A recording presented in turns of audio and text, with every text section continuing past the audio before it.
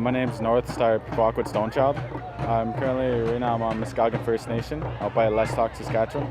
For youth, it's a loss of culture, and not only that, but now for our older generation trying to help the youth, it's a misunderstanding, and just kind of they really got to learn to understand a youth perspective, someone who's kind of not necessarily a youth who's been through it all, but a youth who listens amongst the youth and listens to all the problems, because we're now like it's kind of just stems from broken homes, broken families, just because it's a cycle. They're born into a cycle that they're not normally, that they don't know of. It's like they're born into alcohol. They've seen it their whole life. So then obviously they're going to kind of just really take that on. They're going to take that persona of their parents, if they're alcoholics or if their parents suffered with addictions, they're going to take that on. And also surroundings as well.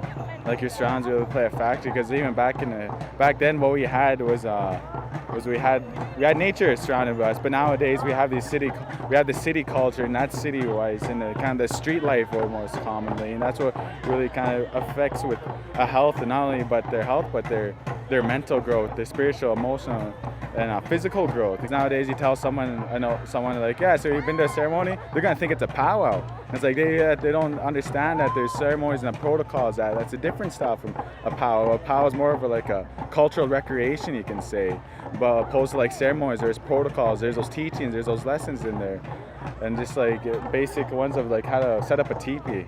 Like there's protocols to it. You can't just get as much any kind of logs or just face it any direction. There's certain ways that you got to do it, not only just for one culture or for one First Nation, but it's just different along the way. A healthy future is just to be able to kind of bring back that culture, bring back that into communities, because now I stay in Saskatoon, and I'm trying to start something where it's more like a cultural lodging, but I kind of talk to the other people. It's kind of like, yeah, we only bring the culture to the city first for the First Nation who live in the city when they're bad. So when they're in Dojak, or when they're kind of in jails, that's when they'll have the sweats in the city, or at least close by. Because the Booth National Native Addictions Partnership Foundation, they're really trying to go independent with the health policies and with healing, like mentally and physically, emotionally, spiritually, just through culture. They're trying to like saying, all right, well let us do our healing. We can't put statistics or articles on a sweat lodge or a ceremony.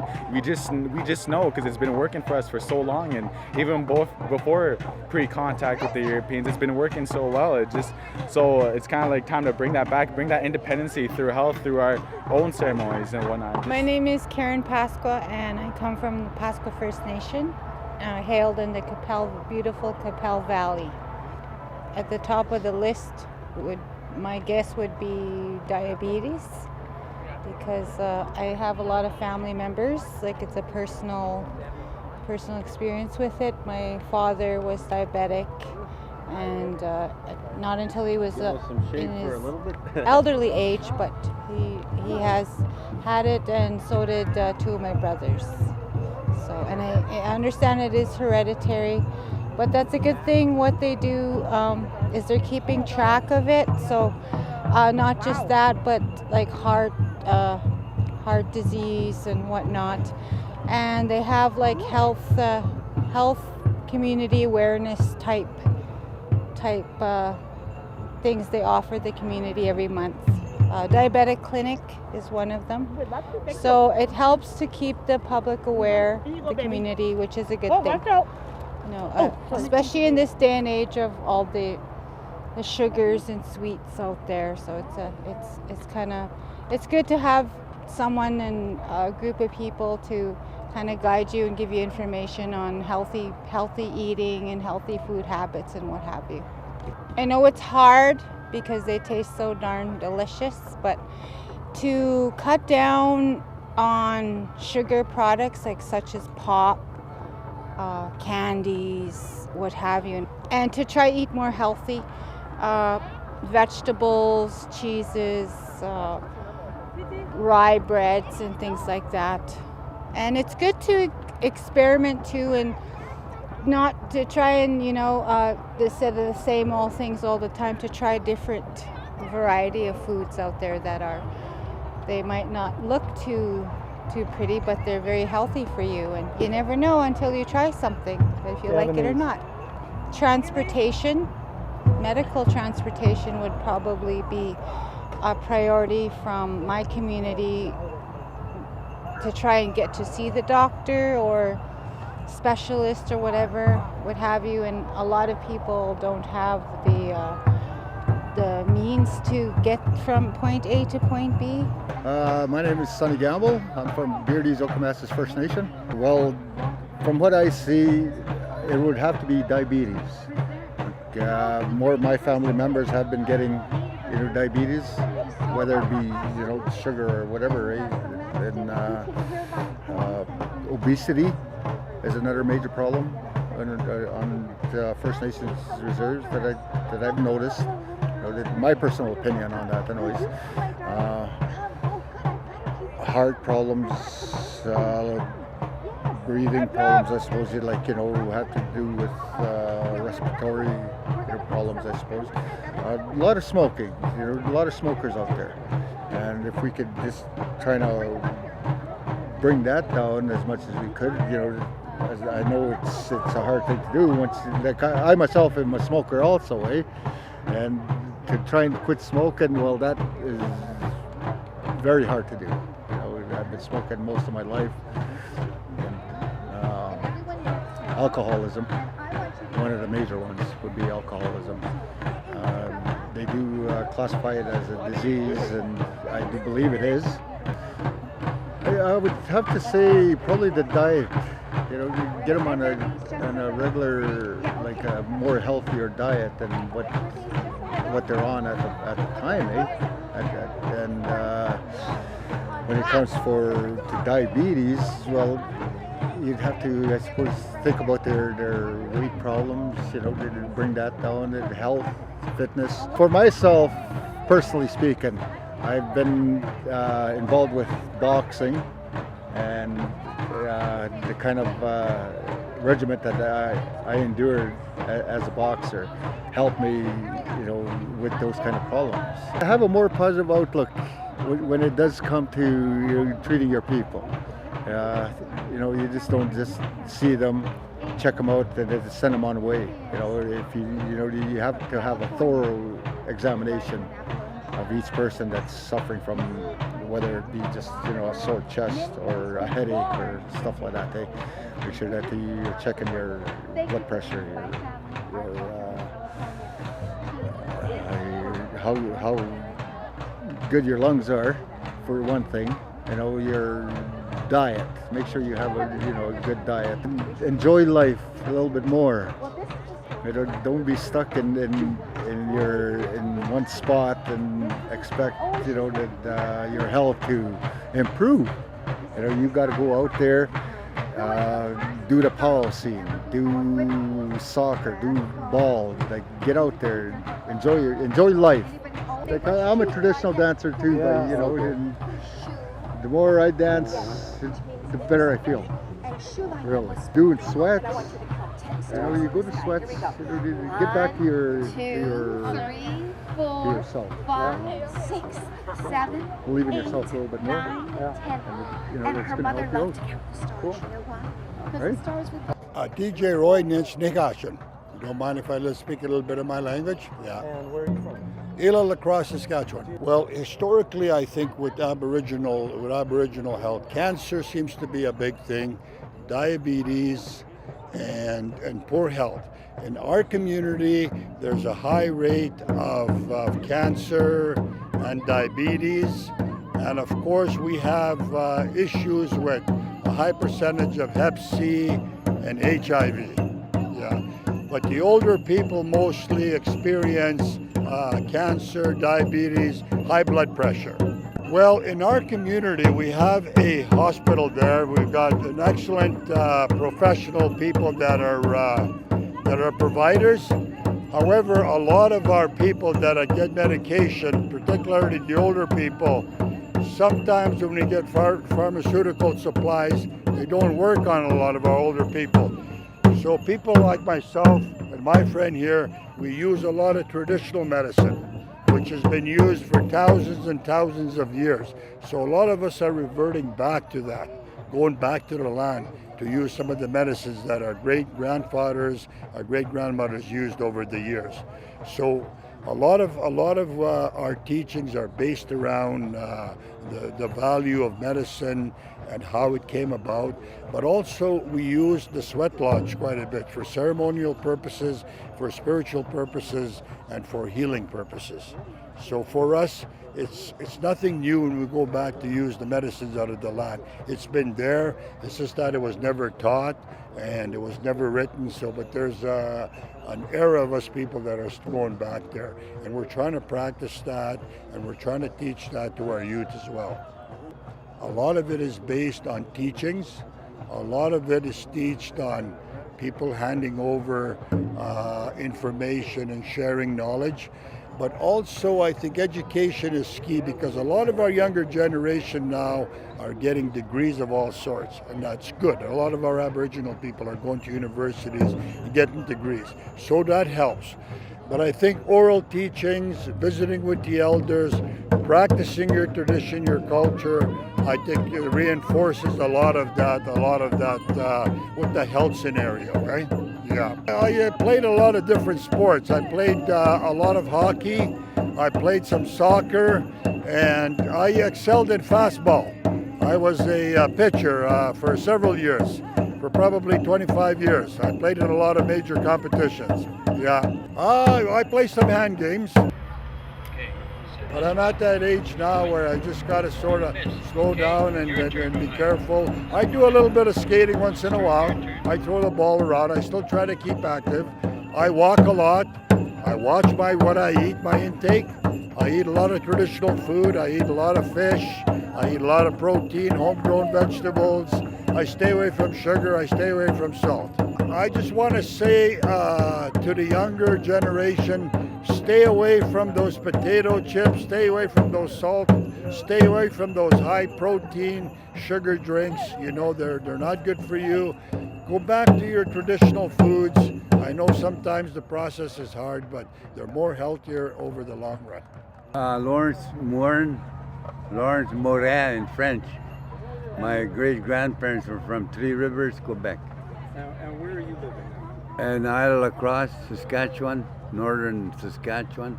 This here is muskrat food, we call it. And in our language, the Cree language, Watsas Mitsuin, we call it. And this is an antibiotic, and it's been used it for years, over I guess 5,000 years. I don't know how many years the Indians used it. And our grandparents used it too instead of the doctor, And this is how we survived, I guess. Getting away from all kinds of diseases, And this is mush cake tea, we call it, and it's in the book there, Labrador tea.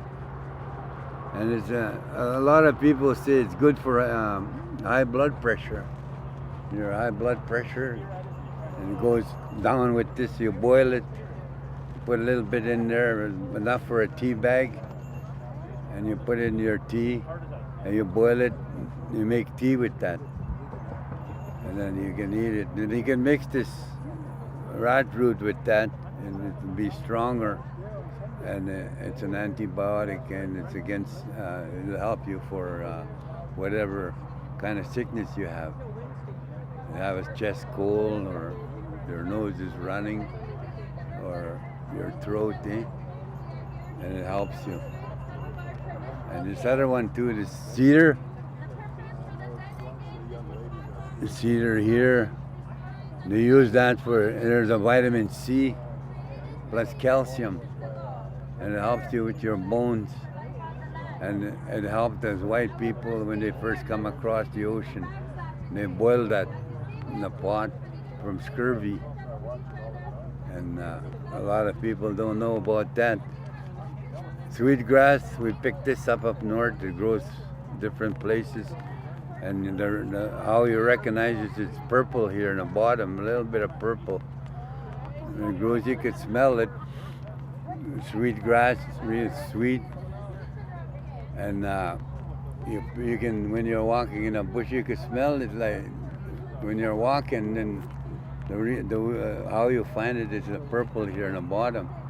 Then you pick it up and you braid it, then dry it up.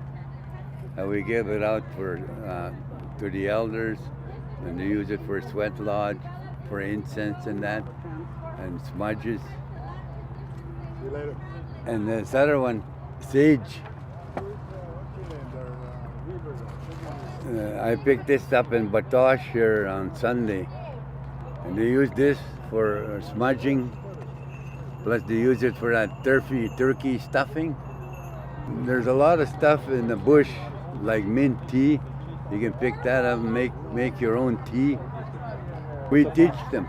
We teach the younger ones, and we take them out into the bush, or where the medicines are growing, and then we teach them what and how to pick. We put tobacco there for an offering. So, and when we pick up these plants, we don't take the whole thing. We just break a piece like that mush cake. You just break the tips off, so much off, and it grows again. And you don't kill it. It keeps growing, and it grows all over the north. And a lot of people don't know that. They walk right on top of that medicine, and they don't know that it's a healing medicine. And we always try to teach the young kids, and they recognize it. And oh, look at this! This is what we've seen, and this is what we taught them, And start picking it up, themselves, and then they give it to the elders. But there's still a lot of our people are in different direction, they're going a different way, like drugs and alcohol and that. This is from the spruce. Oh yeah. The spruce, the tip of the spruce tree in the springtime. And they use that for babies when their teeth are coming out. They cry all day, all night, and they rub that on there. You put it in the warm water, and they rub that on their teeth, and then their teeth come out and their gums open up. Okay. Yeah. Very good. Have a good day. Yeah. See you. Yeah. Thank you for coming down here and interviewing us, and I sure appreciate everything. My name is Karen Highway. And where do you live? I live in Pelican Arrows. The main health problems. Oh my goodness, there's so many problems where I come from. Well, I'm speaking from experience. There's what I can say about it is because there's poor parenting skills. They need programs there. Like there's no programs there at all. What kind of programs would really be helpful? Like because these people don't look after themselves. They eat everything, anything. They get sick, and nobody's there to look after them. Especially these young mothers these days. Like they have no parenting skills at all. That's what I would like for my reserve. So, how are we going to build a better future? What do you think could change things? I don't know. Somebody has to step up and slap the kids around. No kidding. Oh, I don't know, but I wish somebody would go there and straighten it out. They honestly need help there. They don't realize it, though. I left my community in '93. I still go back there once in a while, and I can only say that I'm glad I left, because I could have been probably in jail or whatever. And I don't know. I know so many people that have that diabetes. I don't know where it's coming from. Seems like everybody's dying off. I don't know if there's medicine or what to do. Like I know there's people that take care of themselves, that it's still not enough. Yeah, because that's what it is. It's mostly diabetes up north, So That's great. yeah, well, maybe start eating healthy, but you can't tell anybody what to eat up there. That's the trouble. Yeah, but that's the biggest they have. The health problem is their diabetes. That's good, yeah. My name is Adam Highway, And where are you from? Pelican Arrows, Saskatchewan. We got lots of problems in Pelican, especially too much whiskey, too many bootleggers. I'm 91 years old. I've only been in hospital like 3 times, 3 days. You know what I've been eating? I've been eating when my dad used to hunt moose. He always bring me fresh meat. And today I'm eating from plastic. When I want to eat something, if I bought stuff from the store, all I eat is plastic, little stuff. I go to that's why I'm healthy. I've been eating everything fresh, nothing from a can. Problem I got, I can't talk good English, you know. The only school I went in Sturgeon Landing. That's the poorest school I went to. I know what kind of problem we had that we were treated in school, residential school. Just hope I could talk English so I could tell you everything. How the white man treat me. Like we got a lot of mines in the north. Lots of dams. The white men destroy our land. Our fishing, our trapping, rats, they're suffering everything. Like me, I'm 91 years old. I've been traveling anytime after midnight with the dog team on a slush water. That's a white man's part. They're making money from our dams, you know. And we're losing every day. Long time when I was a kid, my dad used to get 3,000 rats in one spring. And today we got nothing. We got no medicine in Reindeer Lake, no medicine in Reindeer River, no medicine in Churchill River. I seen all that. That's why I wish I could talk English. So I made my living in the bush. I'm a bush old man. Nobody can tell me how the bush life is. You believe me? Huh? My name's Archie Weenie. I'm from Sweetgrass Indian Reserve.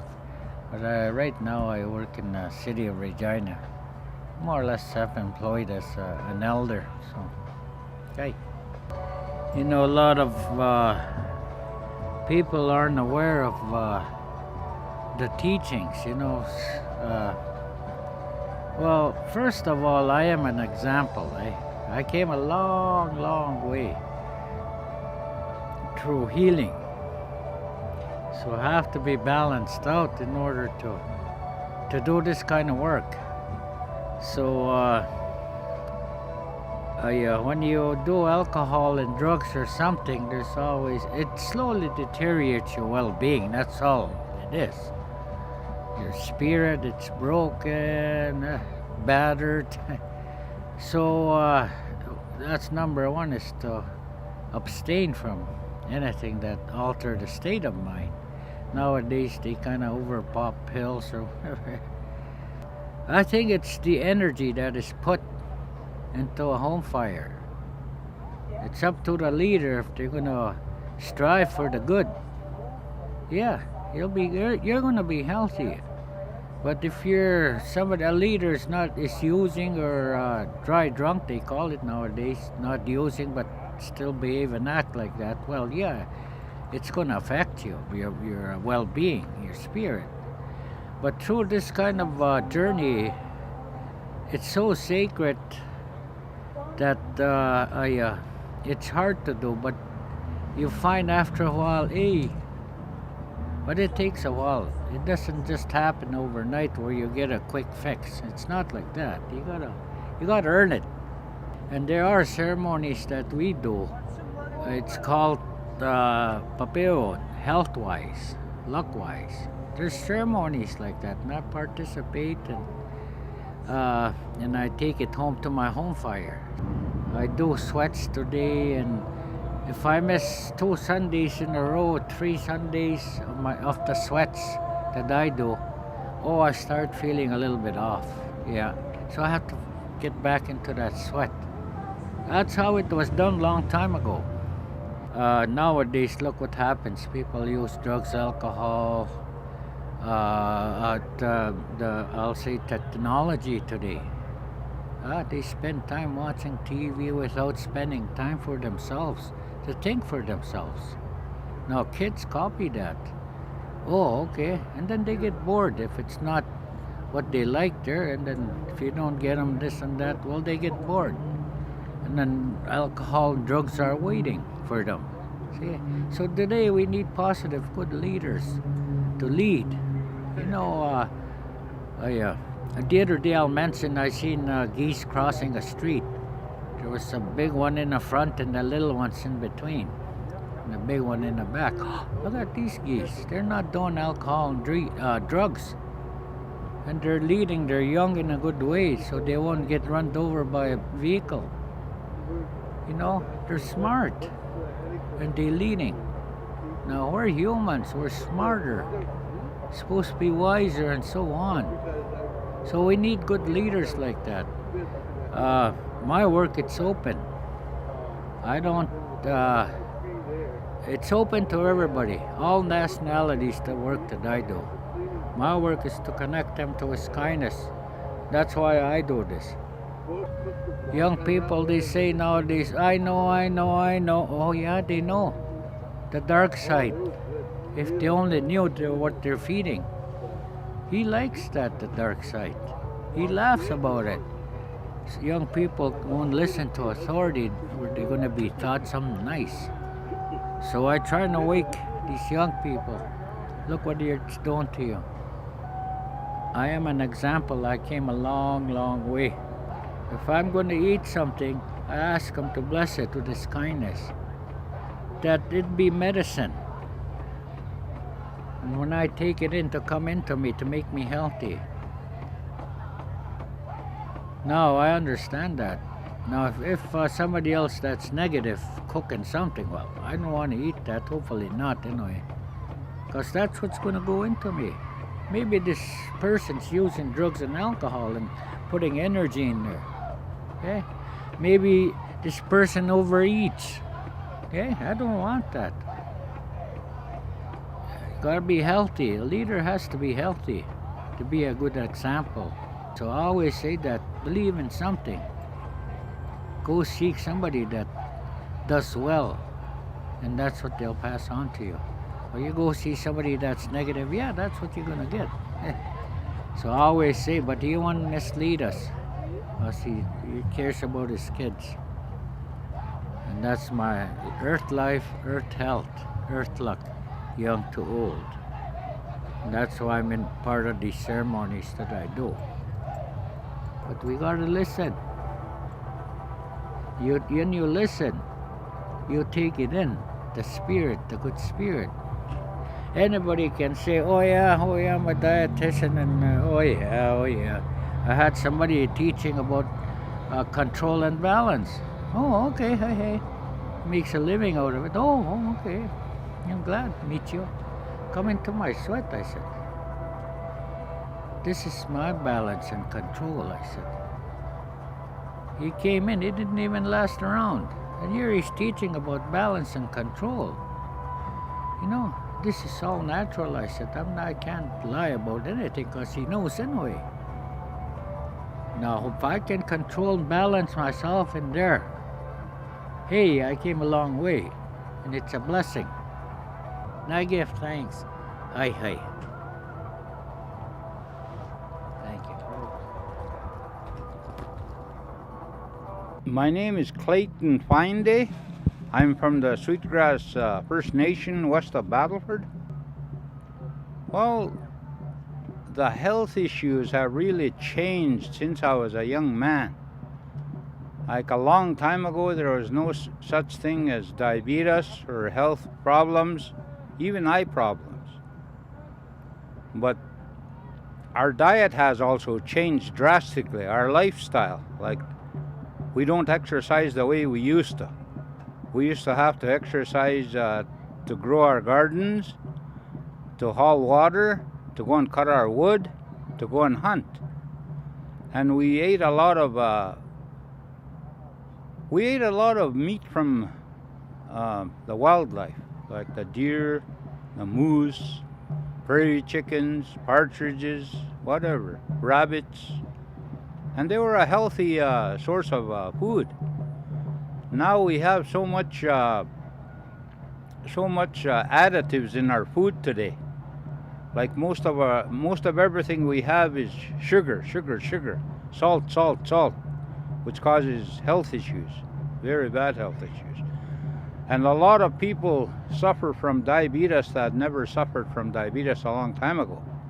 Like people used to live to a ripe old age. Now you see people dying from diabetes in their early 30s, getting amputations, struggling with gangrene and having to, get their blood cleaned at the hospital. So there's been a lot of change in our diet, like our cereal. Most of our cereal is sugar, Where a long time ago we ate porridge and we didn't saturate it with sugar, and same with we didn't really have too much access to pop, but today pop, everywhere you go, McDonald's, everywhere there's pop. And so that has affected our lifestyle very, very much. And today, people don't exercise the way they used to. Like they don't have to go and get their water, they just turn a tap, Same with they turn up the thermostat for heat and everything else. They even go into the toilet inside. So things have changed considerably. Same with the telephone. Now you can text, you can have a cell phone wherever you go. You get in your vehicle and ride. Whereas before you walked, which was a good form of exercise, or sometimes you could go by horseback, but not everybody had horses either. And like I say, things have changed so much. Even chopping wood, we used to use an axe, Now we don't have to chop wood. So that's the changes I have seen. I have seen a lot of people die of heart attacks. And I used to think if a person had a heart attack, like it would have to be at a time when they were old. But now, young people, 30 years old, get heart attacks. And they die from the heart attacks. They have health issues. So it's a big concern. Yeah, suicide is an issue. There's many drugs that have come into our community. There's people that do pills and injection drugs and marijuana and whatever they can get their hands on. Alcohol is bad. People are drinking during the week, end of the week, welfare day. Sometimes I wonder why the government doesn't give out just a bunch of booze on welfare day, because that's what happens, And people don't have the motivation to go to work because of the welfare. Well, the Tribal Council and Health Canada have a lot of home care workers. They have registered nurses. So the service is there and it can be utilized. And the nurses will even go and see you if you can't make it out of your home, or if you don't have a ride. There'll be somebody to go and pick you up and bring you to the clinic. And they always have healthcare clinics, at least once a week. And I think it's in most communities. I think it's acceptable.